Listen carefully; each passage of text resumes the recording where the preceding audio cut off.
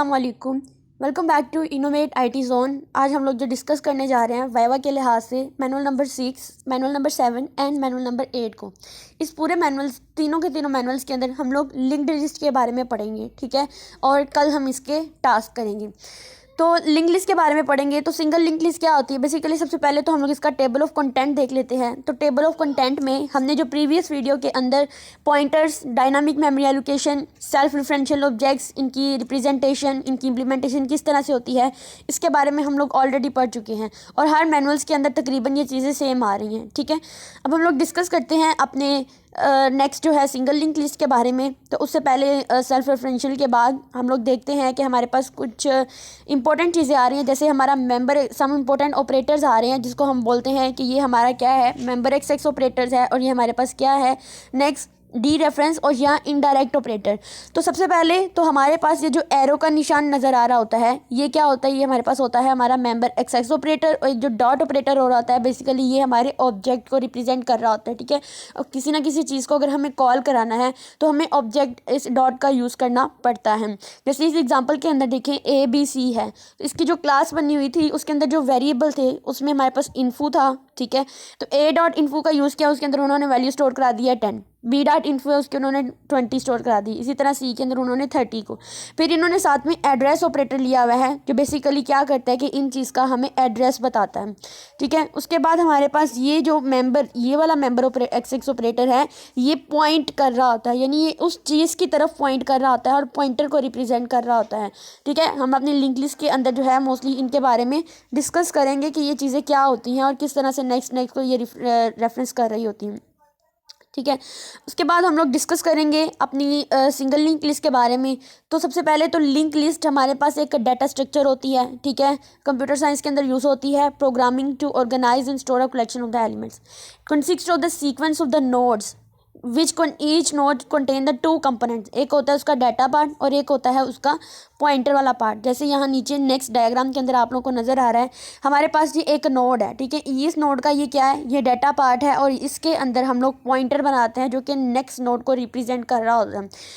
हम नोड बनाने के लिए हम लोग क्या करते हैं, सबसे पहले एक नोड क्लास बनाते हैं, ठीक है। चाहे हमें सिंगल लिंक लिस्ट करना है, चाहे डबल लिंक लिस्ट करना है, चाहे हमें ट्री करना है, चाहे हमें सर्कुलर लिंक लिस्ट करना है, इनके अंदर एक नोड क्लास का बनाना लाजमी होता है।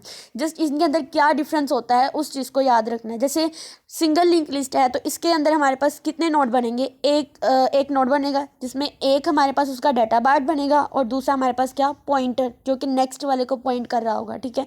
सिर्फ ये दो चीज़ें हमारे पास मेंबर वेरिएबल होंगी। उसके बाद हम लोग एक लिंक लिस्ट क्लास बनाएंगे जिसके अंदर हमें जो बेसिक होता है हेड, उसको हम लोग जो है वो क्रिएट करेंगे, ठीक है। उसके बाद बाकी के सारे ऑपरेशंस आते हैं। इंसर्शन किस तरह से करनी है, डिलीशन किस तरह से करनी है, इंसर्शन एट हेड पे किस तरह से करनी है, इंसर्शन एट स्पेसिफिक लोकेशन पे किस तरह से करनी है। उसके बाद डिलीशन हम लोग स्टार्ट में किस तरह से डिलीट कर सकते हैं और स्पेसिफिक लोकेशन पे जाके किस तरह से डिलीट कर सकते हैं।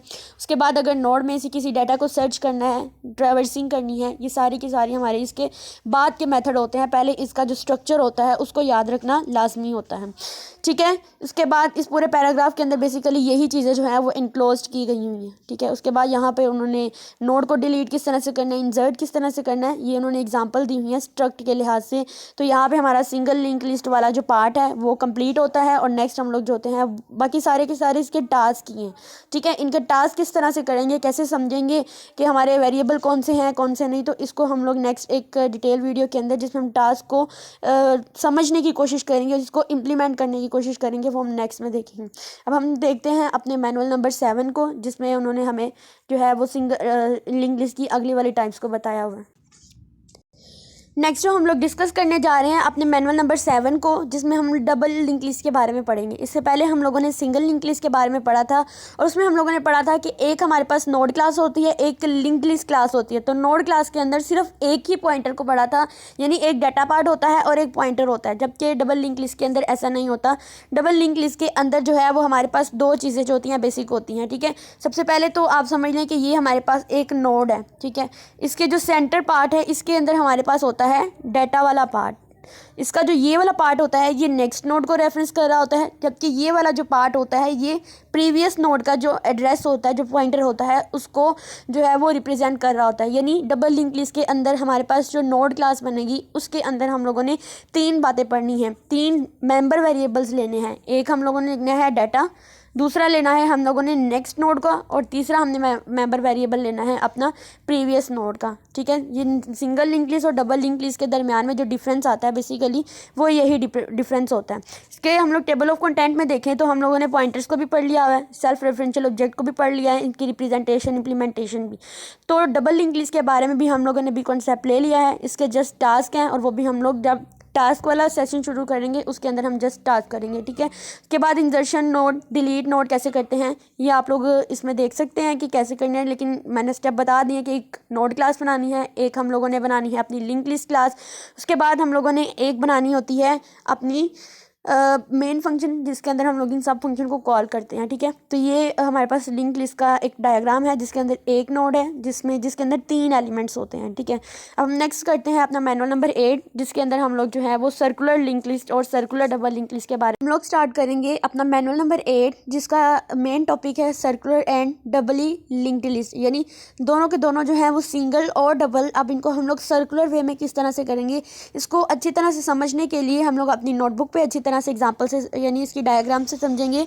लेकिन उससे पहले आपको बता दूं कि इसके जो बाकी टेबल ऑफ कंटेंट में जो बाकी के वाइवा के लिहाज से टॉपिक्स हैं जैसे pointers and dynamic memory allocation, self referential object, इनकी representation, implementation, member access operator, ये हम लोग ऑलरेडी डिस्कस कर चुके हैं अपनी प्रीवियस वीडियोज़ के अंदर भी। ठीक है, अगर आप लोगों ने वो लेक्चर्स नहीं लिए, हमारे पास manual number I think 9, 10 and 11 वाले हैं, तो उनके अंदर आप लोगों को ये क्लियर हो जाएगा।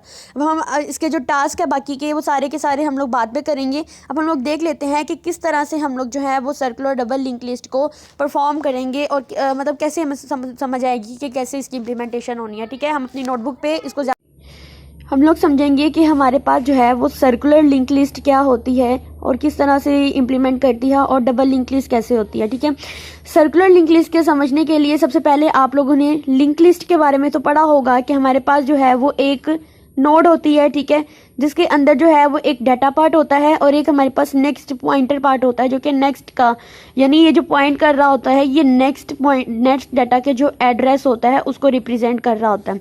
फॉर एग्जांपल आप लोगों के पास ये 3 नोड हैं। ठीक है, तो इन नोड में सबसे पहले तो ये डाटा पार्ट है, आप इसको कह सकते हैं D1 है, और ये पॉइंटर है जो कि D2 के एड्रेस को रिप्रेजेंट कर रहा होता है। इसको ये D2 है हमारे पास और ये D3 है।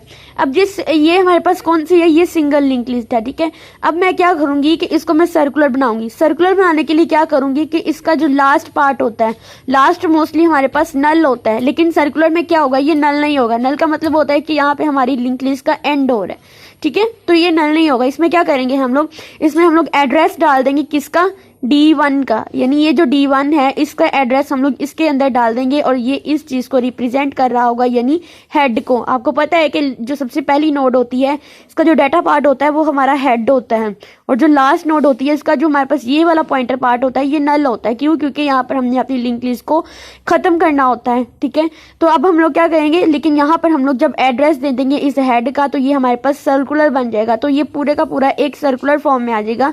तो देन हमारे पास ये क्या है, ये सिंगल सर्कुलर लिंक लिस्ट है। ठीक है, अब हम बात करेंगे डबल के बारे में। तो डबल में हम लोगों ने पढ़ा था कि हमारे पास जो नोड्स होती हैं वो हमारे पास कुछ इस तरह की होती हैं कि इसके अंदर 3 एलिमेंट्स होते हैं। एक हमारे पास होता है डाटा, एक होता है इसका जो नेक्स्ट डाटा का जो एड्रेस होता है वो, और एक जो होता है ये प्रीवियस वाले के जो एड्रेस होता है उसको रिप्रेजेंट कर रहा होता है। ठीक है, तो अब जब हम इसमें बगैर सर्कुलर की बात करें तो इसके अंदर तो हेड हमारा भी नल होता है। ठीक है, यानी इसका हेड के जो प्रीवियस वाला नोड होता है वो नल होता है, इसके अंदर किसी किस्म का कोई भी डाटा का एड्रेस नहीं गिवन होता, तो जो नेक्स्ट होता है उसका एड्रेस गिवन होता है। अब हम लोग यहाँ पर जाएंगे, अब इस D का एड्रेस जो होता है वो यहाँ पर स्टोर होता है, और यहाँ पर हमारे पास नेक्स्ट ये जो पॉइंटर है ये इस चीज के एड्रेस को रिप्रेजेंट कर रहा होता है, और ये नेक्स्ट होता है ये नेक्स्ट वाले को। इसमें भी हम लोग 3 नोड ही बनाकर एग्जांपल समझ लेते हैं। ठीक है, ये हमारे पास D1 था, ये D2 था, और ये हमारे पास क्या था, ये D3 था। अब जब हम लोग इस चीज को नल बनाएंगे तो हमारी जो डबल लिंक लिस्ट है वो भी एंड हो जाएगी। लेकिन सर्कुलर डबल लिंक लिस्ट की बात करें तो सर्कुलर डबल लिंक लिस्ट में ये जो चीज होती है ये इस वाले जाकर यहाँ पर पॉइंट आउट की जाती है, ठीक है, यहाँ पर। तो इस तरह से एक सर्कुलर बन जाता है हमारे पास। ये चीज़ जो होती है ये वाली, ये इस चीज़ के साथ रिप्रेजेंट कर रही होती है और ये जो होती है ये इसके साथ, यानी आप कह सकते हैं कि इस D1 का जो एड्रेस होता है वो इसके लास्ट वाली नोड के जो ये वाला पार्ट होता है इसके पास होता है, और D2 का एड्रेस जो होता है, D3 का जो एड्रेस होता है वो इसके हेड पे जाकर स्टोर होता है।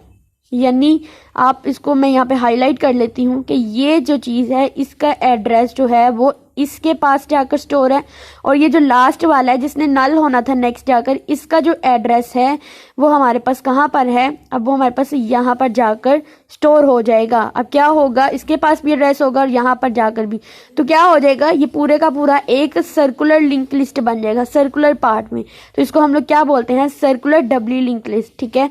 तो होप सो आप लोग इसकी समझ आई होगी, और हम लोग इसके जो टास्क है बहुत जल्द नेक्स्ट वीडियो के अंदर अपलोड कर देंगे, ताकि आप लोगों को उनसे और अच्छा से अंदाज़ा हो जाए। ये जस्ट वाइवा की सीरीज़ चल रही है अभी तक हमारी।